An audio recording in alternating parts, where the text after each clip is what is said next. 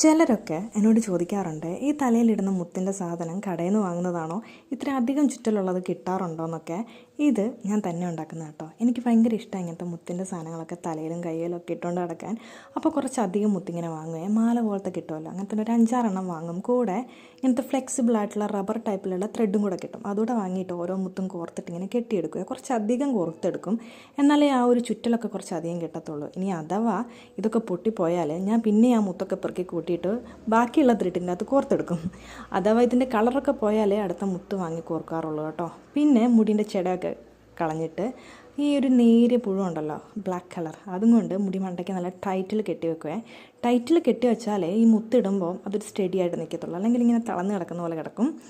പണ്ടൊക്കെ ഞാൻ സ്കൂളിൽ പോകുമ്പോൾ എൻ്റെ ആൻറ്റി മുടിയൊക്കെ അതിലെ ഇതിലൊക്കെ പിന്നിട്ട് എന്തൊക്കെയോ ആക്കി കെട്ടിത്തരുമായിരുന്നേ. അപ്പോൾ എൻ്റെ കൂട്ടുകാർ ചോദിക്കും, നിൻ്റെ തലയിൽ എന്താ താജ്മഹൽ പണിത് വെച്ചേക്കാണെന്നൊക്കെ. അതൊക്കെ